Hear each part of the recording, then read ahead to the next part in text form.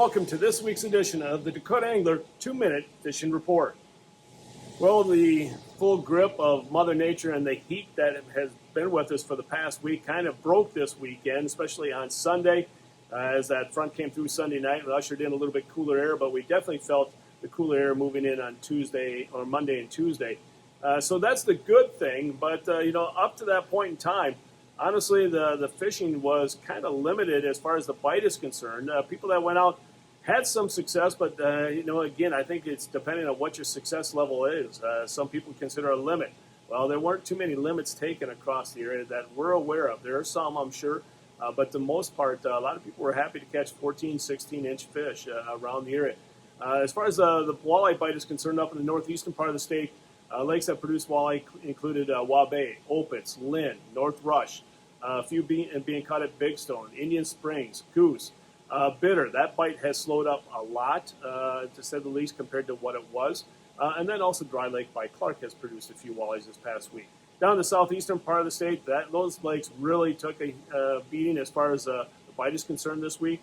The lakes that produced a few included Thompson, Dry Lake by Willow Lake, Ponson, and I emphasize few there, Whitewood, Sinai, East Oakwood, that's a new lake that we haven't mentioned in a while. Also 81 Ponds, Island, and Twin, remember, is the trophy lake. The Missouri River continues to do well, but again, you have to move around and find those fish. It definitely looks like Platte is doing better than most other areas of the Missouri River. Now, what are guys doing to catch the fish? This is crankbait season, folks. We'll talk about that in Todd's Tackle Tips. But a lot of people pulling different types of crankbaits, including the Hornets, the Shaky Shads that you can see behind me, as well as the Boogie Shads now from Walleye Nation Creations have been working well as the Flicker Shads from Berkeley. Also, people are snap jigging. Again, this is that time of the year that snap jigging really becomes popular. The Rapala Jigging Rap, and then also the Shiver Minnows from Moonshine have been working well.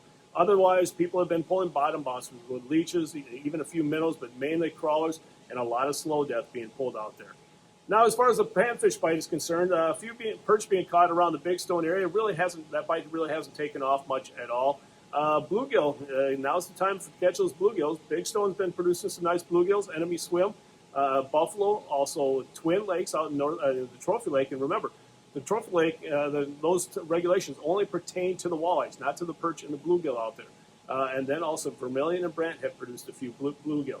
Now, what have guys been doing to catch the bluegills and the perch, quite honestly? Well, a lot of power bait atomic tubes or atomic teasers have been working well. Panfish Assassin plastics have also been working well. And then also the Northland Crappie Thumper King. All things that people have been using the past week to catch the panfish. In this week's edition of Todd's Tackle Tips, we're going to talk about trolling crankbaits, or as some people say, pulling plugs. And the reason why is because, honestly, during the dog days of summer, this is probably one of the most efficient and effective ways of catching fish. And the reason why is because it continually or routinely puts that crankbait, that bait, in the strike zone. And again, there's probably not a better way of catching fish this time of year. Now, when we're talking about trolling crankbaits or pulling plugs, there's a number of different ways that you can do that. One of them is what we call the old-fashioned way, or someone that's just trying to try it out and that doesn't let us invest the money into a line counter combo. And what we're talking about is that you can use any rod and reel and with crankbait on and drop it off the side of the boat. And then, when the crankbait hits bottom, give it a couple of cranks, and then, hopefully you catch fish. Now, I'm not going to say you won't catch fish doing that. You can do that. But to say that you're going to be routinely catching fish that way, it might be a stretch. Because why? You cannot consistently put that bait in the strike zone. You don't have any idea what depth that crankbait is trolling at. One way you can do that, one way you can feel confident that you're going to constantly put that bait in the strike zone, is by using a line counter. Now, a line counter is exactly what it means. A reel that counts the line, the amount of yards that are going out at a given time. Now, each crankbait is differently. They will dive at different depths based upon the line that you're using, the speed that you're trolling as well. But one of the most efficient ways of doing that, knowing how much line you need to put out for that specific bait, is by using, if you have a smartphone, by using the Precision Trolling app. Now, we used to carry what was called the Trolling Bible, the Precision Trolling book.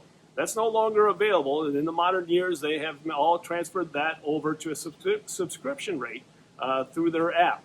Now, there's a number of different line counters that you can also use. There's line counters from Abbott Garcia, Okuma, Daiwa, you name it. We have a full line of different line counters as well as rods to go with them.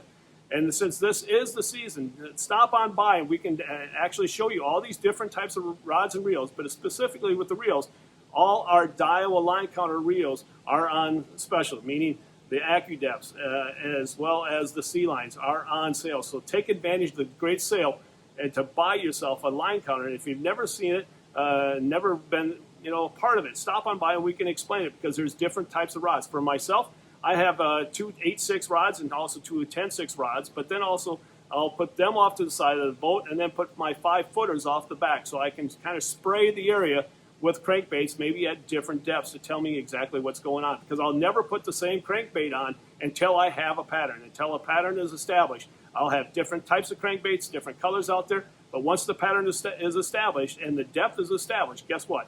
I'm changing everything over to that depth. So again, there's not a more efficient, effective way than fishing this time of year than trolling crankbaits or pulling plugs. If you want more information about it, give us a call at 605-336-9132 or stop on by the store and we'll be more than happy to show you what we're talking about. Now it's time to take a look at a few photos that you sent in to me this past week.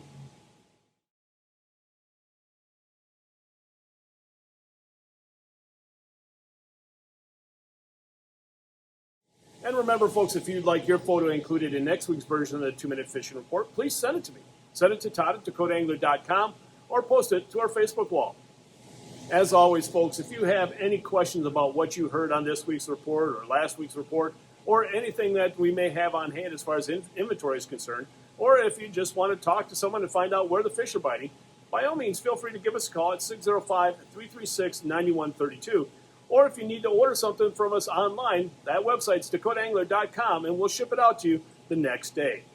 Well, folks, that's this week's version of the 2-Minute Fishing Report for Dakota Angler. I'm the owner, Todd Heitkamp, and as we say around here, fish on! We'll see you next week, and again, thanks for watching, stay healthy, and folks, stay safe.